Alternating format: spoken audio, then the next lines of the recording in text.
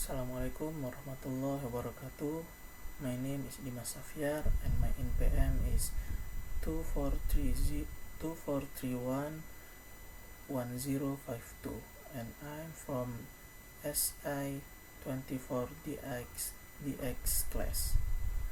And now I want to explain about corporate social responsibility and managerial ethics. Baiklah, kali ini saya akan membahas mengenai tanggung jawab sosial perusahaan dan etika manajerial bagian 1.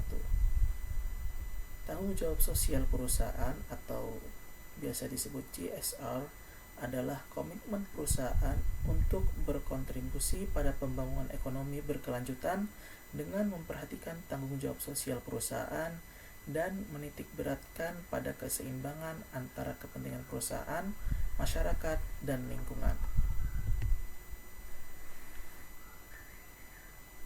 Arti CSR dan signifikansinya dalam konteks bisnis. Yang pertama, ada reputasi dan citra positif. CSR dapat membangun reputasi dan citra positif perusahaan di mata pemangku kepentingan. Yang kedua, ada keunggulan kompetitif. Praktik CSR yang baik dapat memberikan keunggulan kompetitif bagi perusahaan. Yang ketiga, ada keberlanjutan jangka panjang. CSR mendukung keberlanjutan bisnis dan memberi manfaat bagi masyarakat serta lingkungan. Kemudian ada pemangku kepentingan. Pemangku kepentingan di sini ada 3. Yang pertama ada pemegang saham. Pemegang saham merupakan pihak yang memiliki investasi dan kepentingan langsung pada perusahaan. Kemudian yang kedua ada karyawan. Karyawan merupakan individu yang bekerja di perusahaan dan memiliki kepentingan terkait gaji, karir, dan kondisi kerja. Kemudian yang terakhir ada masyarakat. Masyarakat merupakan kelompok yang terdampak oleh kegiatan perusahaan, baik secara langsung maupun secara tidak langsung. Kemudian yang selanjutnya ada triple bottom line. Triple bottom line atau disingkat TBL adalah konsep yang memperluas ukuran kesuksesan perusahaan dari sekedar keuntungan finansial menjadi 3 aspek utama.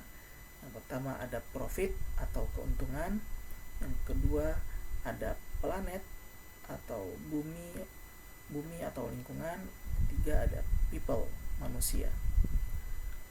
Profit atau keuntungan ini memastikan keberlanjutan keuangan perusahaan. Profit atau keuntungan merupakan aspek tradisional yang menilai keberhasilan perusahaan dari segi finansial. Meski perusahaan diharapkan tetap menghasilkan keuntungan,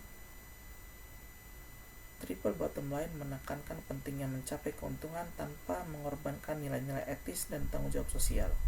Kemudian yang kedua ada planet, bumi atau lingkungan. Aspek ini menilai dampak perusahaan terhadap lingkungan, termasuk pengelolaan sumber daya alam, limbah, emisi karbon, dan kebijakan keberlanjutan. Dan yang ketiga ada people atau manusia. TBL atau triple bottom line menekankan tanggung jawab perusahaan terhadap karyawan, pelanggan, pemasok, dan masyarakat secara umum. Kemudian ada pembangunan berkelanjutan. Di sini ada 4 aspek. Yang pertama ada kesetaraan dan keadilan. Kesetaraan dan keadilan yakni memastikan akses yang adil dan setara terhadap sumber daya dan peluang.